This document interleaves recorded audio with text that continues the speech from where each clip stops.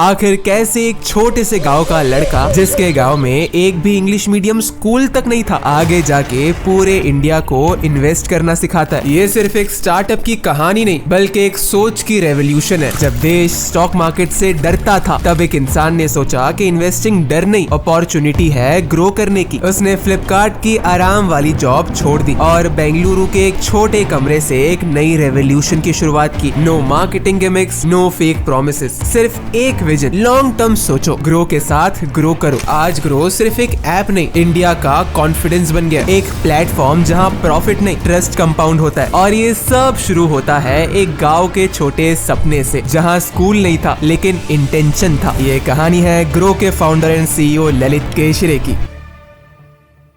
साल 1980, मध्य प्रदेश के खारगांव डिस्ट्रिक्ट का एक छोटा सा गांव लेपा, यही पैदा हुआ था एक लड़का ललित केशरी। जमीन से जुड़ा पर सपने आसमान छूने वाले। फैमिली खेती करती थी, लेकिन हर जनरेशन का एक ही सपना था, पढ़ लिख लो बेटा, यही असली विरासत है। हर त्योहार पर आशीर्वाद मिलता, आयुष्मान भवा, IAS भवा। उनके लिए सक्सेस का मतलब सिर्फ एक था, एजुकेशन। पढ़ाई के लिए ललित अपने नाना नानी के साथ खारगांव शिफ्ट हुए, जहाँ नया इंग्लिश मीडियम स्कूल खुला था और वही उसकी जिंदगी बदल गई। उस वक्त टीवी बड़े घरों की बात होती थी, तो ललित ने किताबों को ही अपनी दुनिया बना ली। रीडिंग उसका पैशन बन गया और सोच गांव के सीमा के बाहर। एक दिन स्कूल लाइब्रेरी में ललित का हाथ गलती से एक बुक IIT JEE प्रेप पर लग गया। पहली बार IIT के बारे में वो पढ़ा और प्रिंसिपल से पूछा कि आखिर ये IIT JEE होता क्या है। प्रिंसिपल ने समझाया कि IIT का एग्जाम देकर ऐसे कॉलेज में एडमिशन होता है जो देश के टॉप इंजीनियर्स बनाता है। ललित ने डिसाइड कर लिया कि उसको यही करना है, पर उसके पास ना कोचिंग थी ना ट्यूशन, बस एक पोस्टल कोर्स जहां हर महीने किताबें डाक से आती थी और डाउट्स क्लियर करने के लिए लेटर लिख कर भेजना पड़ता था। ये हालत में ऐसा बड़ा एग्जाम क्रैक करना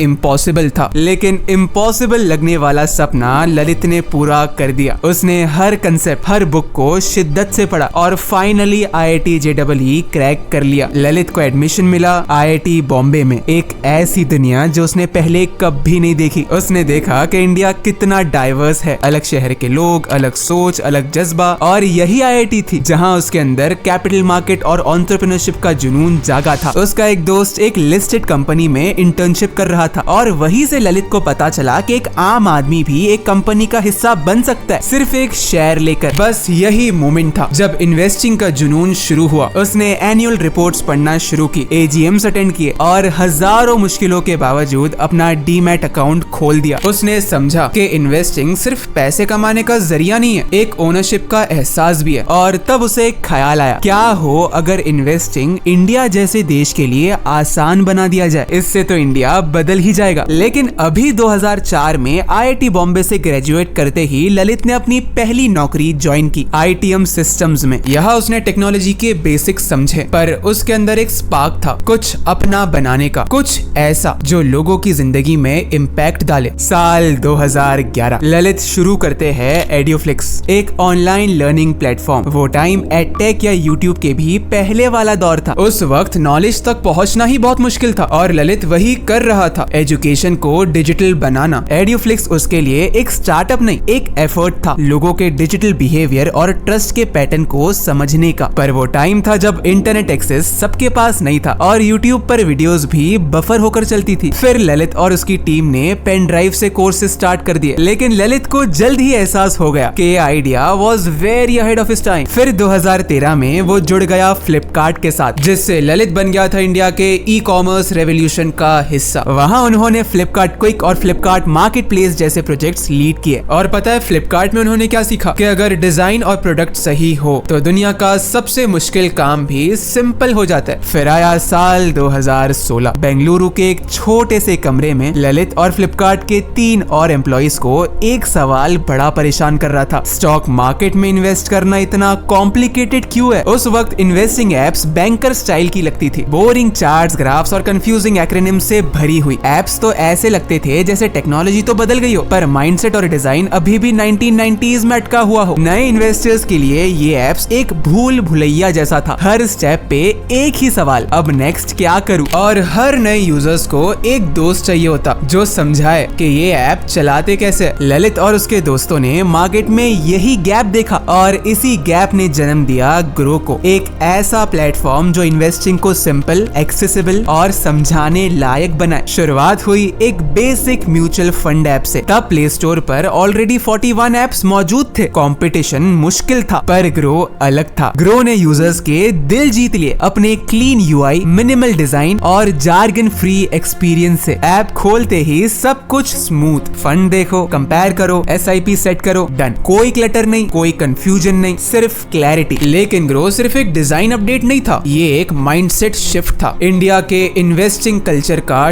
टर्निंग पॉइंट। पहली बार लोग खुद से सोचने लगे थे कि ये म्यूचुअल फंड मेरे गोल्स के लिए सही है क्या, ये स्टॉक लेना चाहिए या नहीं। और तब इंडस्ट्री ने समझा अगर यूजर्स खुद इन्वेस्ट करना चाहते हैं तो उन्हें कंट्रोल भी खुद देना पड़ेगा। डिजाइन अब सिर्फ विजुअल्स का खेल नहीं था, अब बात थी उन लोगों से कनेक्ट करने की जो इन्वेस्टिंग से डरते थे। उन सबको एजुकेट करना था ताकि उनका डर खत्म हो और कॉन्फिडेंस आए। और यही था ग्रो का डीएनए। धीरे धीरे यूजर्स बढ़ने लगे। लोगों को लगा इन्वेस्टिंग इतनी भी मुश्किल नहीं है। पर जैसे ही लोगों ने कॉन्फिडेंस पकड़ा, एक नया तूफान आ गया। 2020 का पेंडेमिक सब कुछ बदलने वाला था। लोगों की प्रायोरिटीज, उनका रिस्क लेने का नजरिया और पैसे के साथ उनका पूरा रिलेशनशिप। कोविड ने दुनिया हिला दी थी। जॉब्स गई, बिजनेसेस बंद हुए और मार्केट पर से भरोसा ही उठ गया। और इसी अनसर्टेनिटी के बीच ग्रो ने एक बोल्ड कदम उठाया जो किसी ने सपनों में भी नहीं सोचा था। ग्रो स्टॉक्स लॉन्च करता है। अब सोच के देखो, जब दुनिया ऑलरेडी मार्केट से दूर जा रही है, तब ग्रो डिसाइड करता है कि स्टॉक मार्केट में एंट्री करना है। और इंटरेस्टिंग बात ये थी, जहां जीरोधा ने रेस 2010 में स्टार्ट की थी, अब स्टॉक्स 2008 में आ गया था और एंजल वन 1996 से ही मार्केट में था। वही ग्रो ने एंट्री ली उन सब से 10 से 25 साल बाद। लेकिन ग्रो का एग्जीक्यूशन लेजर शार्प था। उनके पास एक स्ट्रॉन्ग म्यूचुअल फंड बेस था और ऐप का एक्सपीरियंस इतना स्मूथ था कि नए इन्वेस्टर्स के लिए स्टॉक खरीदना एक वन टैप एक्शन बन गया। सिर्फ 3 साल में ग्रो ने पूरी गेम पलट दी। एक्टिव इन्वेस्टर्स के अकाउंट में ग्रो ने सभी पुराने प्लेयर्स को पीछे छोड़ दिया। जो मार्केट में सबसे लेट घुसा था वो बन गया इंडिया का नंबर 1 स्टॉक ब्रोकर, वो भी 27 साल पुराने प्लेयर्स को सिर्फ 3 साल में पीछे छोड़कर। लेकिन सवाल ये था कि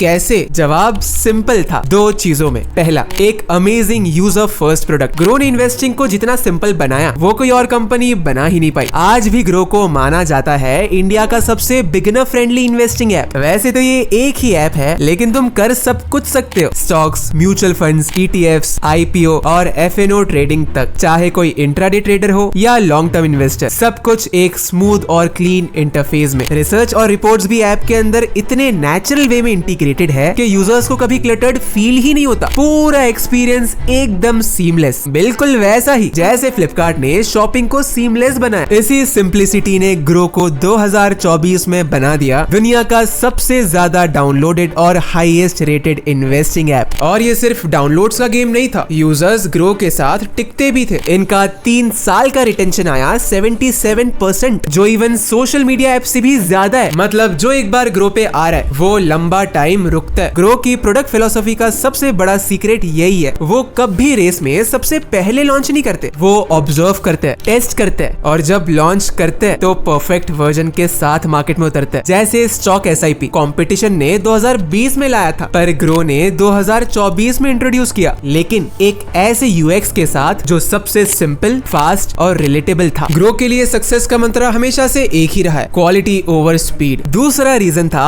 कंटेंट का गेम। 2020 के बाद हर ब्रोकर इन्फ्लुएंसर को पैसे देकर अफिलिएट मार्केटिंग में घुस गया था। तब ग्रो ने एक अलग रास्ता चुना, ऑर्गेनिक कंटेंट का। अफिलिएट मॉडल में ब्रोकर्स क्रिएटर्स को कमीशन देते हैं। हर वीडियो, हर लिंक, हर ट्रांजैक्शन पर इन्फ्लुएंसर्स को पैसे मिलते हैं। लेकिन इसका नतीजा क्या हुआ? मार्जिन्स तो पतले हुए ही, लेकिन मिस सेलिंग के वजह से सेबी ने रूल्स को और टाइट कर दिया और इन्फ्लुएंसर लेड मार्केटिंग बन गई एक कॉस्टली ट्रैप। तब ग्रो ने सोचा जब हम नॉलेज खुद क्रिएट कर सकते हैं तो किसी और को पैसे क्यों दे? और वहीं से शुरू हुआ ग्रो का content revolution. Explainer blogs, witty memes, short how to do videos और सबसे खास ये सब इंडिया के रीजनल लैंग्वेज में बनाया। हिंदी, तमिल, तेलुगु, मलयालम, कन्नड़ा, हर लैंग्वेज लैंग्वेज में फाइनेंस को सिंपल करा। ग्रो का कंटेंट विटी, रियल और रिलेटेबल था, एकदम जेनजी की लैंग्वेज में। इसीलिए ग्रो ने डायरेक्ट यूजर्स से कनेक्शन बनाया। उनका फोकस था एसईओ, एजुकेशन और एंगेजमेंट। रिजल्ट 60,000 से ज्यादा blog articles, mutual fund basic से लेकर आईपीओ गाइड्स तक। हर सर्च क्वेरी के टॉप पर लिखा होता ग्रो, जिससे ऑर्गेनिक डिस्कवरी बढ़ने लगी। कस्टमर इन्वेस्टिंग के बारे में कुछ भी सर्च करते तो ग्रो दिखाई देता। इससे ग्रो की एक्विजिशन कॉस्ट गिर गई और profit margin sky high. Grow के मार्जिन 45% तक पहुंच गए, जबकि एंजल वन जैसे पुराने प्लेयर्स सिर्फ 22% तक ही थे। रीजन सिंपल था, simple product, smart content, clear vision, जिससे इन्वेस्टिंग सबके लिए सिंपल बन गई। ग्रो के क्लीन प्रोडक्ट्स और रिलेटेबल कंटेंट ने लोगों का दिल जीत लिया और यही ग्रो ने अचीव किया अपनी ब्रांडिंग और पोजीशनिंग के जरिए। उनकी ब्रांड पोजीशनिंग थी मार्केट सबका है, ये एक सिंपल लाइन थी, पर ये ग्रो की आइडेंटिटी बन गई। जब बाकी स्टॉक ब्रोकर्स अपने एड्स में सिर्फ 30-40 साल के मेल ट्रेडर्स दिखाते थे, ग्रो ने बड़ा स्टेप लिया। अपने एड्स में दिखाया इंडिया के रियल इन्वेस्टर्स, अर्ली 20s के यंगस्टर्स, घर संभालती हाउसवाइफ्स और रिटायर्ड अंकल्स। मैसेज क्लियर था, इन्वेस्टिंग सिर्फ एक्सपर्ट्स के लिए नहीं, सबके लिए। और शुरू से ग्रो ने अपनी पोजीशनिंग क्रिस्टल क्लियर रखी कि ये ट्रेडिंग ऐप नहीं है, इन्वेस्टिंग ऐप है। जब बाकी ब्रांड्स फास्ट प्रॉफिट और ट्रेडिंग सिग्नल्स बेच रहे थे, तब ग्रो एक अलग ही कहानी लिखता है। डिसिप्लिन, एसआईपीज और पेशेंस की कहानी। ब्रांड का फोकस क्लियर था, लॉन्ग टर्म सोचो, ग्रो के साथ ग्रो करो। प्राइसिंग के मामले में भी ग्रो ने गेम ही बदल दी। जब मार्केट के ब्रोकर्स हिडन चार्जेस और सब्सक्रिप्शन प्लान से पैसे कमा रहे थे, ग्रो ने एक सिंपल रूल रखा, जब इन्वेस्ट करो तभी पे करो। 2017 में जब ग्रो ने म्यूचुअल फंड्स लॉन्च किया, तब उसने एक रेवोल्यूशनरी डिसीजन लिया, जीरो कमीशन मॉडल। ग्रो ने डिसाइड किया कि वो प्रॉफिट म्यूचुअल फंड से नहीं बल्कि लोगों के ट्रस्ट से कमाएंगे, और यही डिसीजन ने ग्रो को बना दिया इंडिया का default platform for first time users. फिर 2020 में जब स्टॉक्स लॉन्च हुआ, कॉम्पिटिटर्स जैसे जीरोधा अकाउंट ओपनिंग फीस और 300 रुपए एएमसी चार्ज कर रहे थे, चाहे यूजर्स ट्रेड करे या ना करे। लेकिन ग्रो ने सब हटा दिया और अडॉप्ट किया पे पर प्ले मॉडल। इसका रूल सिंपल था, जब ट्रेड करो तभी पैसे दो, कोई अकाउंट ओपनिंग चार्ज नहीं, कोई ईयरली मेंटेनेंस फी नहीं। बस जब भी यूजर स्टॉक खरीदता या बेचता, उसमें से छोटा सा ब्रोकरेज फी, मतलब अगर तुम छोटी इन्वेस्टमेंट कर रहे हो तो 20 रुपए से भी कम ब्रोकरेज लगेगी। और सबसे अच्छी बात, म्यूचुअल फंड्स बिल्कुल फ्री कर दिए, ना कोई कमीशन, ना कोई हिडन चार्जेस। नए इन्वेस्टर्स के लिए ये और एनकरेजिंग बन गया, जहां वो अपने पेस पे सीख भी सकते हैं और इन्वेस्ट भी कर सकते हैं। उन्हें फील हुआ कि ग्रो ऐप एक सेफ जगह है, जहां रिस्क तो है पर कंट्रोल उनके हाथ में। इसी सस्टेनेबल मॉडल ने ग्रो को लेट एंट्री होने के बाद भी मार्केट का लीडर बना दिया और आज रिजल्ट्स नंबर्स में दिख जाता है। FY25 तक ग्रो का रेवेन्यू 3,500 करोड़ है और प्रॉफिट आफ्टर टैक्स 1819 करोड़। और सबसे इंटरेस्टिंग बात, ग्रो आज इंडिया का सबसे प्रॉफिटेबल न्यू एज कंपनी बन गई है। ग्रो ने ये सब अचीव किया बिना हाइप के, बिना फोमो के, सिर्फ क्लैरिटी, कॉन्फिडेंस और कंसिस्टेंट एग्जीक्यूशन से। इसीलिए कहा जाता है कि कभी मार्केट में लेट आना गलत नहीं है, अगर स्ट्रॉन्ग विजन हो तो। एक सॉलिड प्रोडक्ट और हाइपर रिलेटेड कंटेंट ही एक कंपनी को ब्रांड बना देता है। यही है ग्रो की कहानी, जहां एक ऐप नहीं, एक इन्वेस्टिंग कल्चर पैदा हुआ, जिससे आज पूरा इंडिया ग्रो हो रहा है। ये वीडियो दूसरों को शेयर करके उन्हें भी इस कहानी से इंस्पायर करो।